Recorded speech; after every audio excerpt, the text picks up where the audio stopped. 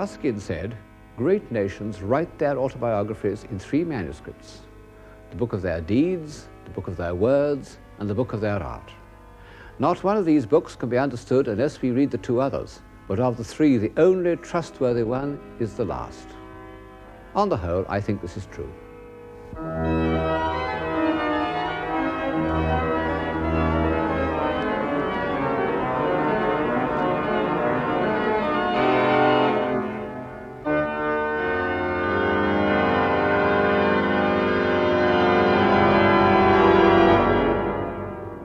Looking at those great works of Western man, and remembering all that he's achieved in philosophy, poetry, science, lawmaking, it does seem hard to believe that European civilization can ever vanish. And yet, you know, it has happened once. All the life-giving human activities that we lump together under the word civilization have been obliterated once in Western Europe, when the barbarians ran over the Roman Empire. For 2 centuries, the heart of European civilization almost stopped beating. We got through by the skin of our teeth. In the last few years, we developed an uneasy feeling that this could happen again. And advanced thinkers, who even in Roman times thought it fine to gang up with the barbarians, have begun to question if civilization is worth preserving. Well, this is why it seems to me a good moment to look at some of the ways in which man has shown himself to be an intelligent, creative, orderly, and compassionate animal. And the time to begin looking is the time when the old world of Greece and Rome had collapsed and the new world of Western Europe had not produced anything that one could call civilization. What is civilization? I don't know. I can't define it in abstract terms yet, but I think I can recognize it when I see it, and I'm looking at it now. If I had to say which was telling the truth about society, a speech by a minister of housing or the actual buildings put up in his time, I should believe the buildings. But this doesn't mean that the history of civilization is the history of art. Far from it. Great works of art can be produced in barbarous societies. In fact, the very narrowness of primitive society gives their ornamental art a peculiar concentration and vitality. At some time in the 9th century, one could have looked down into the river Seine and seen the prow of a Viking ship coming up the river. Looked at today, it's a powerful work of art. But to the mother of a family trying to settle down in her little hut, it would have seemed less agreeable, as menacing to her civilization as the periscope of a nuclear submarine.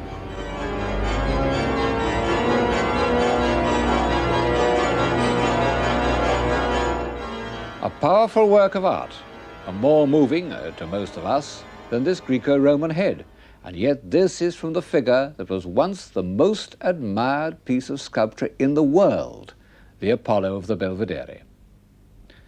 Well, whatever its merits as a work of art, the Apollo surely embodies a higher state of civilization than the Viking prow. The northern imagination takes shape in an image of fear and darkness, the Hellenistic imagination in an image of harmonized proportion and human reason.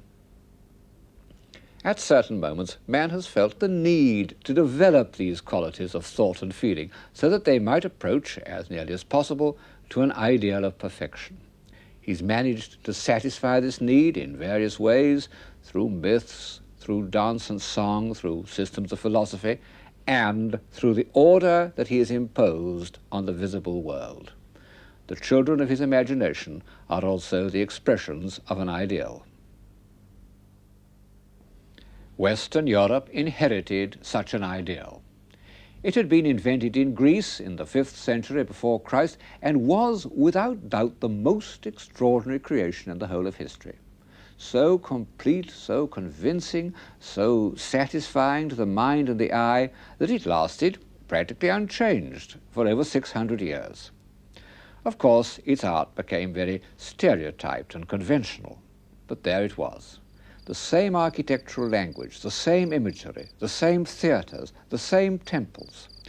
At any time for 500 years, you could have found them all round the Mediterranean, in Greece, Italy, Asia Minor, North Africa, or in the south of France, where I am now. This building, the so-called Maison Carrée at Nîmes, is a little Greek temple that might have been anywhere in the Greco-Roman world. That world must have seemed absolutely indestructible. And of course some of it was never destroyed. This aqueduct, not far from Nîmes, was materially beyond the destructive powers of the barbarians.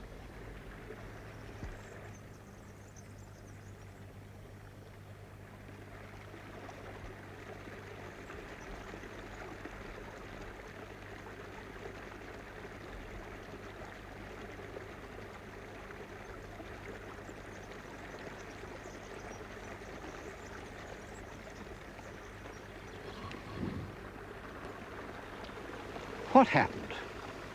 Well, it took Gibbon 9 volumes to describe the decline and fall of the Roman Empire, and I shall not embark on that.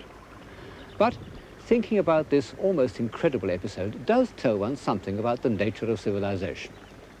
It shows that however complex and solid it seems, it is actually quite fragile. It can be destroyed. What are its enemies? First of all, fear.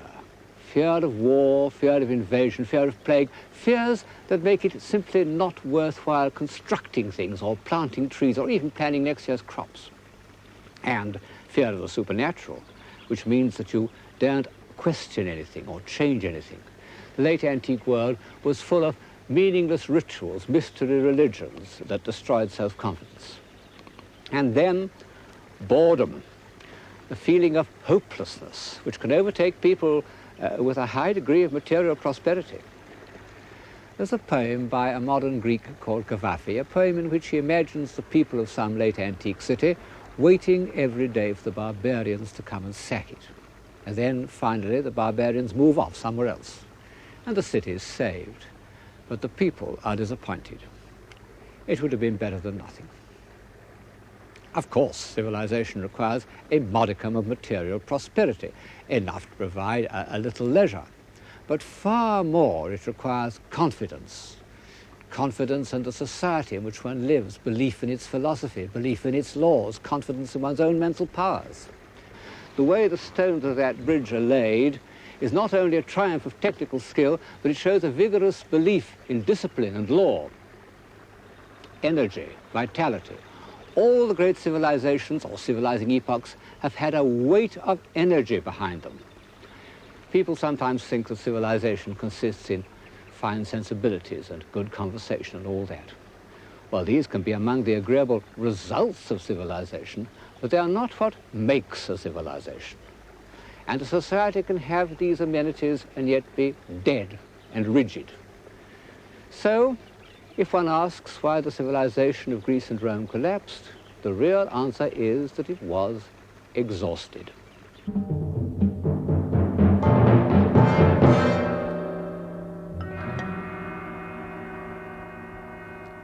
As the barbarians, who'd been hammering at the borders of the Roman Empire throughout its whole history, finally crossed the Danube and the Rhine. At first, they were half Romanized and helped to carry on the administration of the empire. But gradually, the great system broke down. And into Italy there poured successive waves of invaders who were destructively hostile to what they couldn't understand. I don't suppose they bothered to destroy the great buildings that were scattered all over the Roman world, but the idea of keeping them up never entered their heads. They preferred to live in prefabs and to let the old places fall down. Of course, here and there, life must have gone on in an apparently normal way for very much longer than one would expect. It always does. Civilization might have drifted downstream for a long time. But in the middle of the 7th century, there appeared from the south a new agent of destruction, Islam. There is one God, and Muhammad is his prophet, the simplest doctrine that has ever gained acceptance. And it gave to the prophet's followers the invincible solidarity that had once directed the legions of Rome.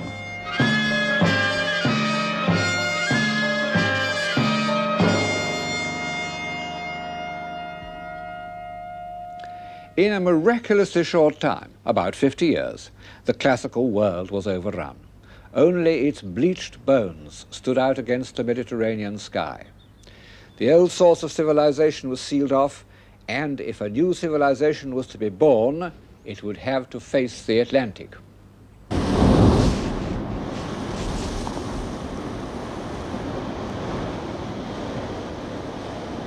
What a hope.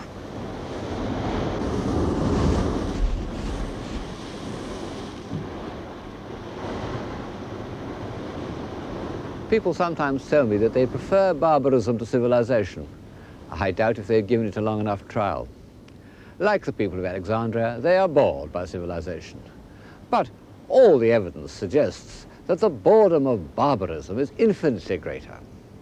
Quite apart from discomforts and privations, there was no escape from it. Very restricted company, no books, no light after dark, no hope.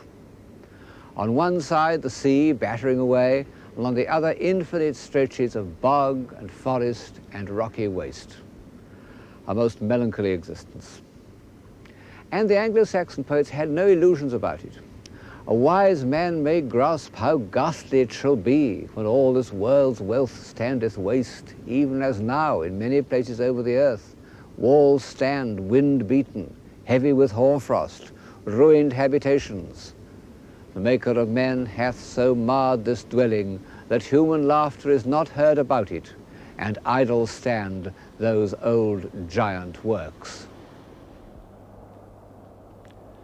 Well, it was probably better to live on the very edge of the world than in the shadow of one of those old giant works, where at any moment you might be attacked by a new wave of marauders. Such at least was the view of the first Christians.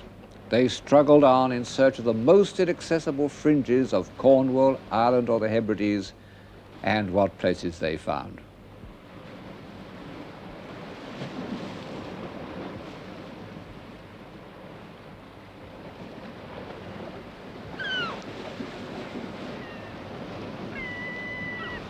"18 miles from the Irish coast is the island of Skellig Michael, a pinnacle of rock rising 700 feet from the sea.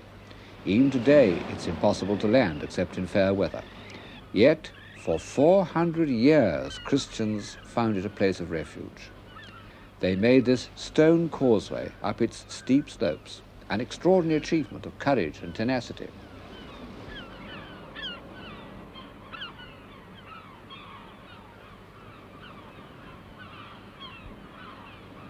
Looking back from the great civilizations of 12th century France or 17th century Rome, it is hard to believe that for quite a long time, over 100 years, Western Christianity survived by clinging to places like this.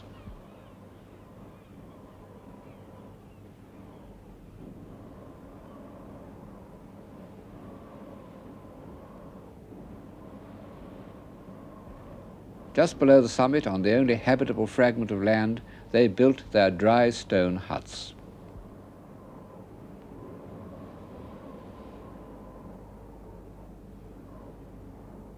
There are stones of white crystal on the island, and they've been used to make this rough cross above the doorway.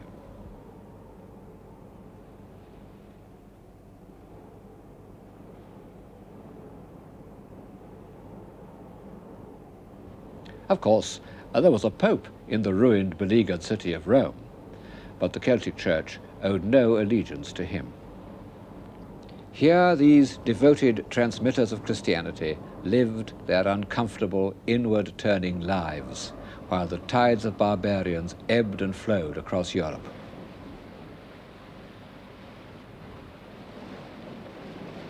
The Christian few sought remote places of enduring sanctuary, but the pagan tribes were not interested in permanence. Like the Irish tinkers of today, they preferred drifting as the mood took them.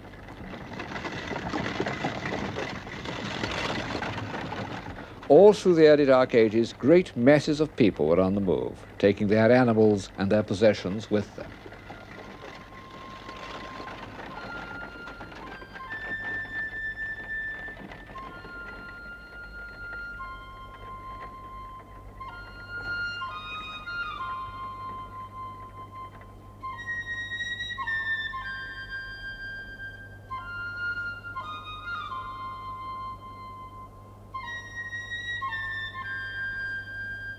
What did the early wanderers care about?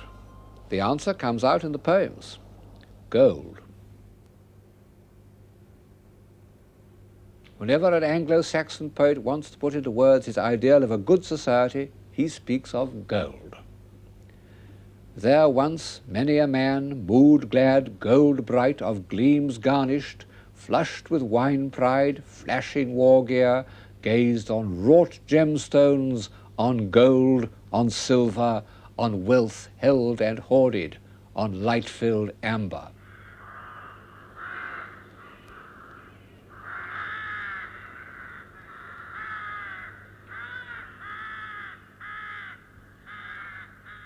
Struggling through the forest, battling with the waves, conscious chiefly of the animals and the birds that hung in the tangled branches, the barbarians were not interested in human beings.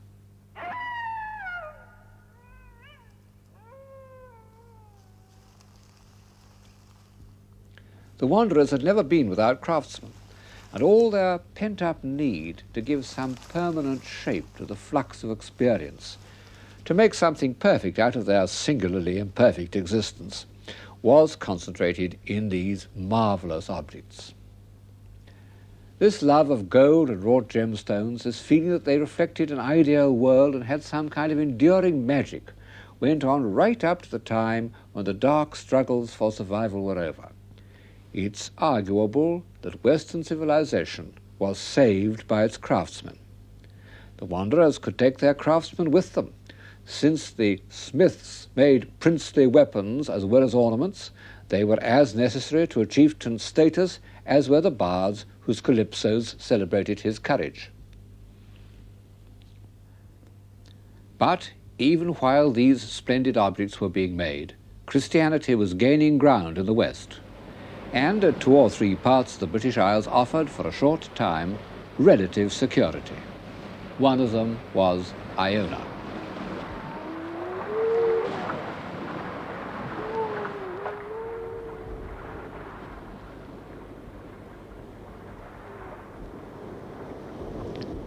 The Celtic missionaries are said to have preached to the seals, and the seals, with their usual curiosity, no doubt came up to listen.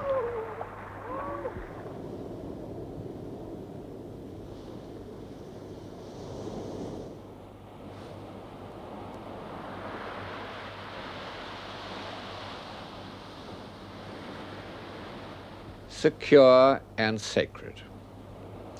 I never come to Iona, and I used to come here almost every year because when I was young my home was nearby, without the feeling some God is in this place. It's not as awe-inspiring as some other holy places, Delphi or Assisi, but Iona gives one, more than anywhere else I know, a sense of peace and inner freedom. What does it? The light, or the lie of the land, which, coming after the solemn hills of Mull, seems strangely like Greece, like Delos even? Or is it the memory of those holy men who kept Western civilization alive? Iona was founded by St. Columba, who came here from Ireland in the middle of the 6th century. It seems to have been a sacred spot before he came, and for 4 centuries it was the centre of Celtic Christianity. There are said to have been 360 crosses like the one behind me, nearly all of them thrown into the sea during the Reformation. No one knows which of the surviving Celtic manuscripts were produced here and which in the Northumbrian island of Lindisfarne, and it doesn't really matter, because they're all in what we rightly consider an Irish style. The strange thing about these books is that the monks who decorated them seem to have had so little consciousness of any form of classical or Christian culture.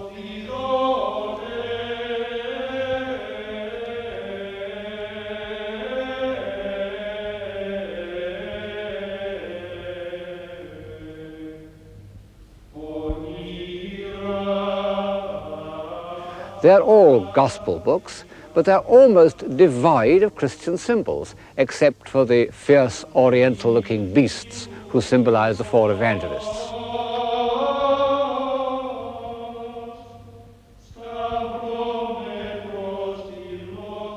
When a man appears, he cuts a very poor figure. In this case, the scribe has thought it best to write in imago hominis, the image of a man. But the pages of pure ornament are almost the richest pieces of abstract decoration ever produced, more refined and elaborate than anything in Islamic art. We look at them for 10 seconds, then we pass on to something that we can interpret or read. But imagine if one couldn't read and had nothing else to look at for weeks at a time. Then these pages would have an almost hypnotic effect.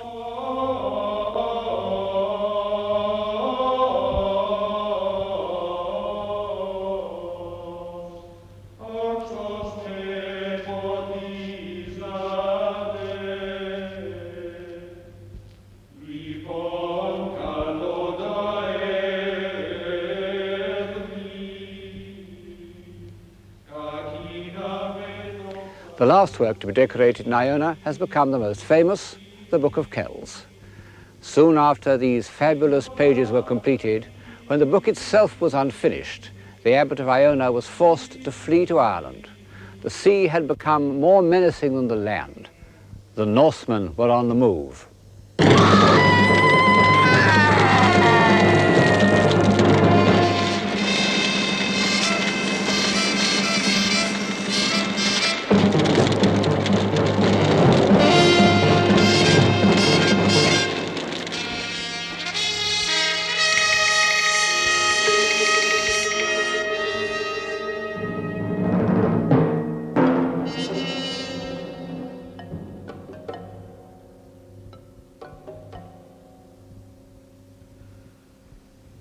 If there were 100 tongues in each head, said a contemporary Irish writer, they could not recount or narrate or enumerate or tell what all the Irish suffered of hardships and of injuring and of oppression in every house from those valiant, wrathful, purely pagan people. The Celts haven't changed much. Purely pagan. Unlike the earlier wanderers, the Vikings had a rather splendid mythology, romanticized for us by Wagner. Their runic stones have an almost magical power. They were the last people of Europe to resist Christianity. There are Viking gravestones from quite late in the Middle Ages that have symbols of Wotan on one side and Christian symbols on the other, what's called hedging our bets. This is how they portrayed themselves on an engraved stone, sailing off in their ships, landing, fighting, looting. Of course, they were brutal and rapacious. All the same, they have a place in the story of European civilization because these pirates were not merely destructive. If one wants a symbol of Atlantic man, as opposed to Mediterranean man, a symbol to set against the Greek temple, then it must be the Viking ship. The Greek temple is solid, static, crystalline. The Viking ship is light, mobile, buoyant, floating like a water lily. The one beside me is 72 feet long, has a very shallow draft, only 3 foot. It belongs to the early period of Viking navigation when they still hugged the shore, hence the shallow draft. This is the ocean-going type. By the time it was built, and it's about 50 years later, the first one we saw, the Vikings were quartering the world. They set out from a base, and with unbelievable courage and ingenuity, they got as far as Persia via the Volga and the Caspian Sea. And then they returned home with all their loot in these open ships, including coins from Samarkand and even a Chinese Buddha. The sheer technical skill of their journeys was a new achievement. And their spirit did contribute something very important to the Western world because, in the end, it was the spirit of Columbus. They were also considerable artists. The ornament of the prow, which as you see is highly sophisticated, is a pattern of movement, of endless flux, with a rhythm that was still to underlie the great ornamental art we call Romanesque.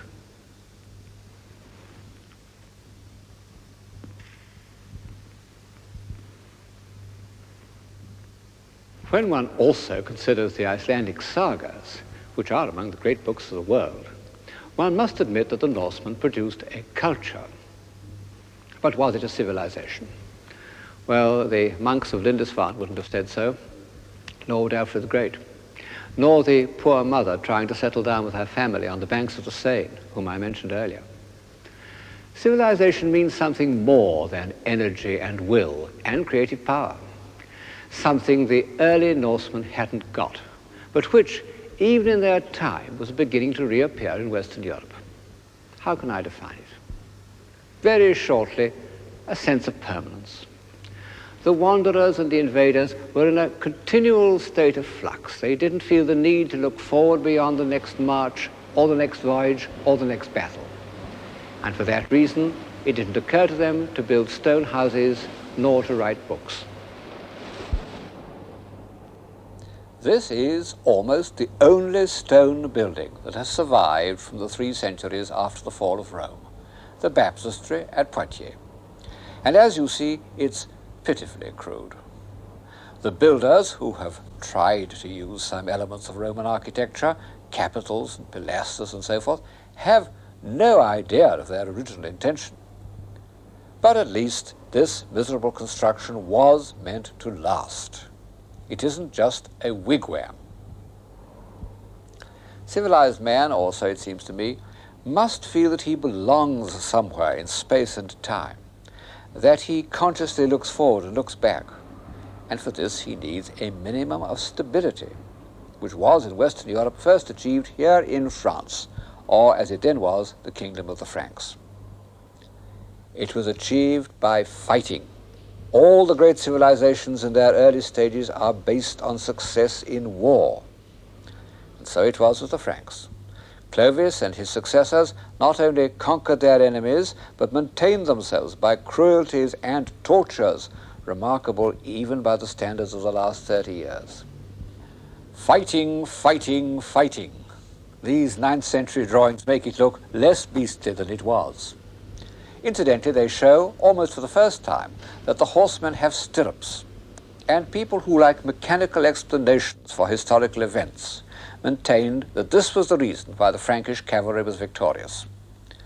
One sometimes feels that the 7th and 8th centuries were like a prolonged Western, and the resemblance is made more vivid by the presence already in the 8th century of our old friends, the sheriff and the marshal. But it was really far more horrible, because unredeemed by any trace of sentiment or chivalry. But fighting was necessary. Without Charles Martel's victory over the Moors here at Poitiers in 732, Western civilization might never have existed.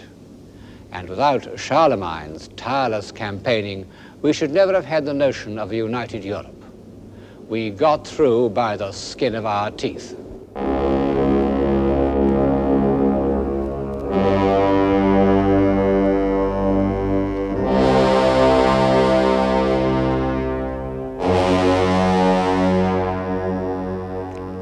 Charlemagne is the first great man of action to emerge from the darkness since the collapse of the Roman world. He became a subject of myth and legend. This magnificent reliquary, made about 500 years after his death to hold a piece of his skull, expresses what the Gothic Middle Ages felt about him in terms that he himself would have appreciated: gold and jewels and antique cameos. But the real man wasn't so far from that myth. He was a commanding figure, over 6 feet tall with piercing blue eyes, only he had a small, squeaky voice and a walrus moustache instead of the beard. He was a tireless administrator.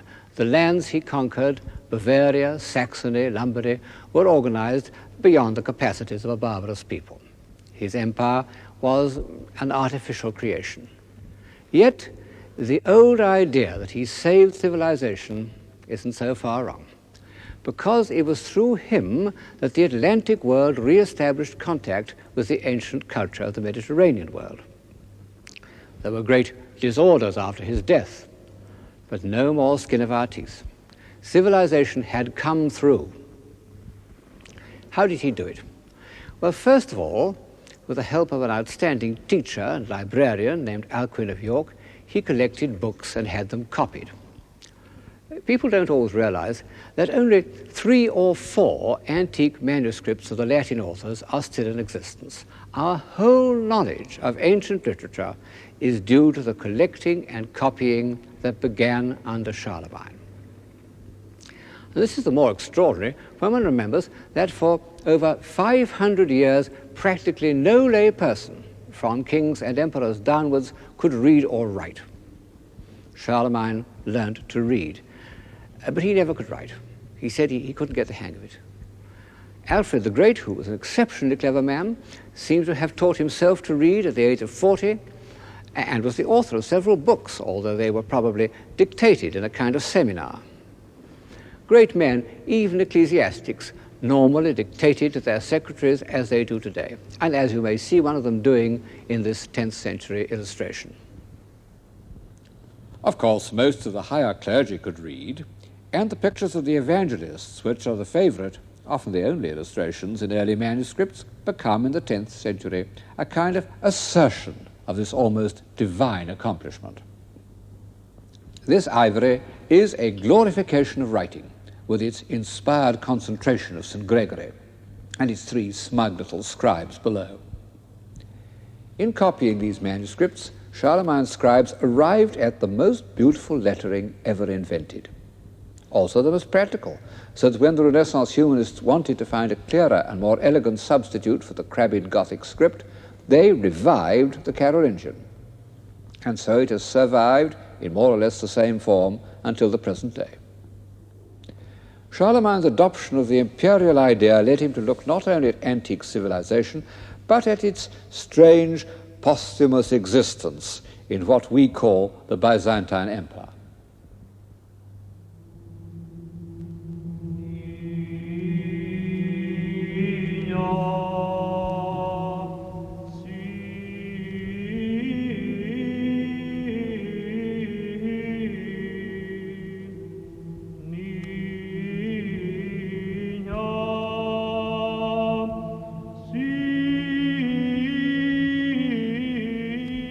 For 400 years, Constantinople had been the greatest city in the world, and the only one in which life had gone on more or less untouched by the wanderers. It was a civilization, all right. It produced some of the most nearly perfect buildings and works of art ever made, but it was entirely sealed off from Western Europe, partly by the Greek language, partly by religious differences, chiefly because it didn't want to involve itself with the bloody feuds of the Western barbarians. It had its own Eastern barbarians to deal with.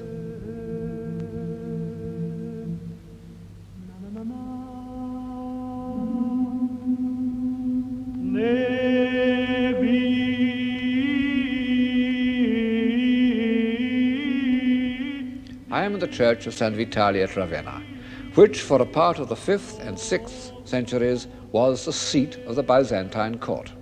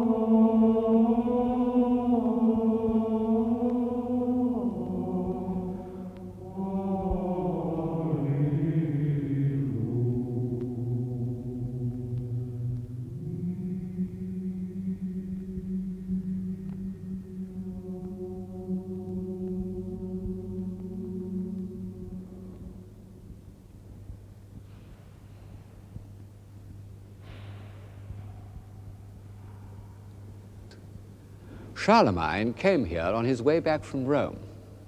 No emperor has visited Rome for almost 500 years. And when Charlemagne, the great conqueror, went there in the year 800, the Pope crowned him as the head of a new Holy Roman Empire. brushing aside the fact that there was another emperor in Constantinople.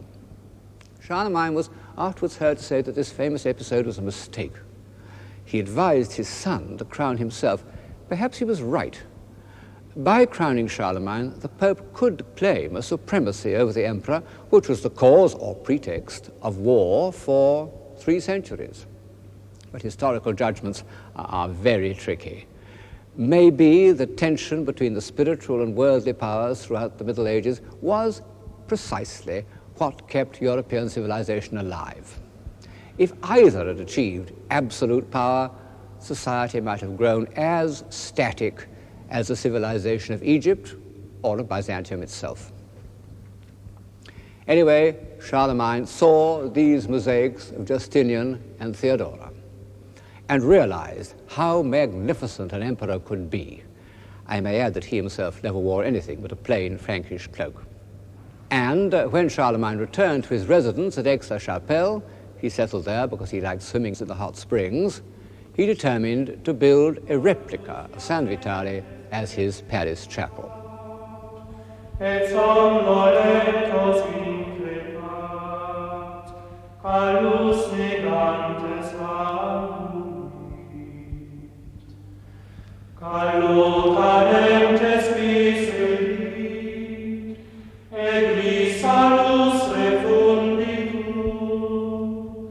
mucrura tronis conditur, lapsis fides revertitur. Isurabantes respicie, et nos vivendo corrige, si resticis lapsis. Those mosaics are a reconstruction done in the 19th century. And we can see that by comparison with Ravenna, the octagon at Aix is rather stiff and monotonous. But those magnificent iron grills, which were made locally, are an impressive technical achievement. In nostra vox primum solet, et vota solvamus And when one thinks that nearly all the buildings in northern Europe, including the greater part of Charlemagne's palace, were of wood, and that such stone buildings as existed were the converted husks of Roman remains, it is the most extraordinary feat.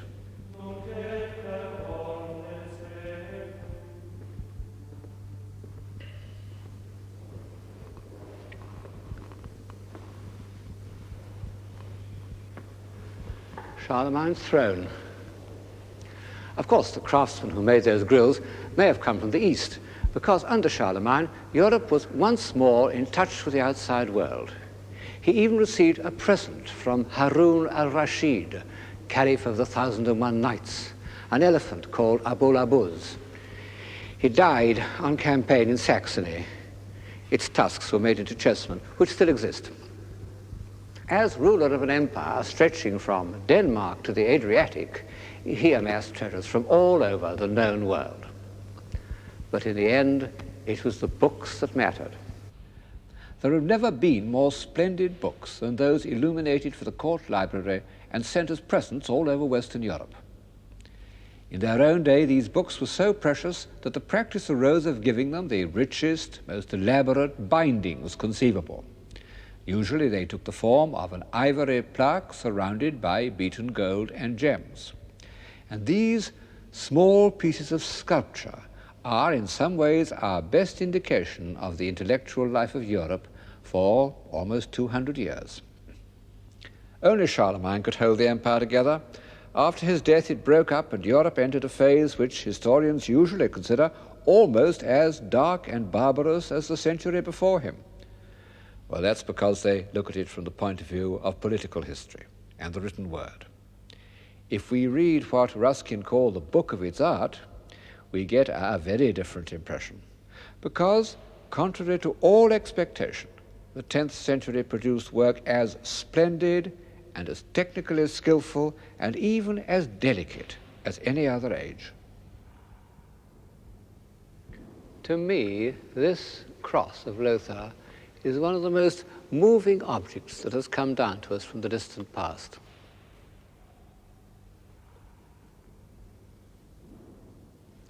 On the front, there's a beautiful assertion of imperial status.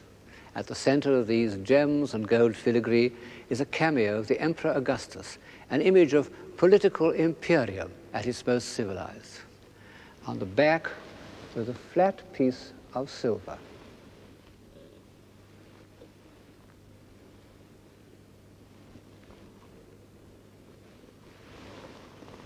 But on it is engraved an outline drawing of the crucifixion, a drawing of such poignant beauty as to make the front of the cross look worldly. It's the experience of a great artist simplified to its essence, what Matisse wanted to do in his chapel at Vence, but more concentrated, and of course, the work of a believer. We've grown so used to the idea that the crucifixion is the supreme symbol of Christianity that it's a shock to realize how late in the history of Christian art its power was recognized. In the first 6 centuries, the crucifixion is practically never represented. And the earliest example, on the doors of Santa Sabina in Rome, it's stuck away in a corner, almost out of sight. It's not only obscure, but unmoving. The simple fact is that the early church needed converts. And from this point of view, the crucifixion was not an encouraging subject. So early Christian art is concerned with miracles, healings, water into wine, and with hopeful aspects of the faith, such as the ascension and the resurrection. The few surviving crucifixions of the early church make no attempt to touch our emotions. It was the 10th century, that despised and rejected epoch of European history, which made the crucifixion into a moving symbol of the Christian faith. In such a figure as this, made for Archbishop Guerreau of Cologne 1,000 years ago, one sees the figure of the crucified Christ as it has been almost ever since. The upstretched arms, the sunken head, the poignant twist of the body.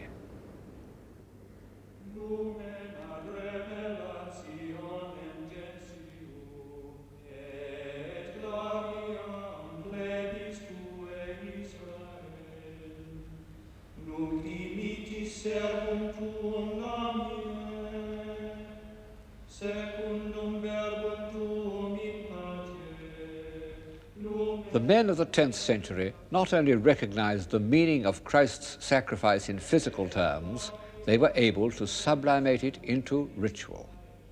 The evidence of book illustrations and ivories shows for the first time a consciousness of the symbolic power of the Mass.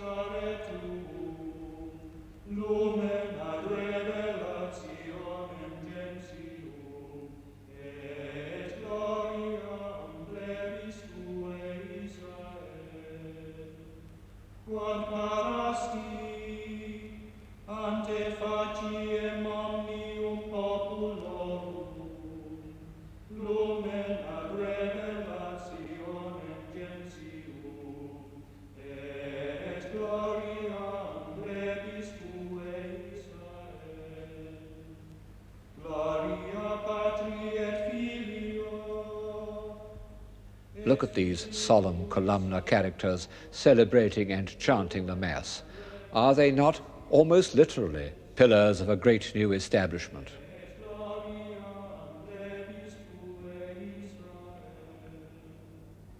And what about this enameled pulpit at Aix-la-Chapelle, from which the word of God could be preached to the emperor and his court? These grand, authoritative works show that at the end of the 10th century, there was a new power in Europe, greater than any king or empire, the Church. And the Church at this date was a humanizing influence. I'm reminded of the most famous lines of Virgil who loomed so large in the medieval imagination. They come when Virgil's hero, Aeneas, has been shipwrecked in a country that he fears will be inhabited by barbarians. Then, as he looks around, he sees some figures carved in relief, and he says, "These men know the pathos of life, and mortal things touch their hearts." Man is no longer imago humanis, the image of a man, but is a human being with humanity's impulses and fears, also humanity's moral sense and belief in the authority of a higher power. By the year 1000, the year in which many timid people had feared that the world would come to an end, the long dominance of the barbarous wanderers was over, and Western Europe was prepared for its first great age of civilization.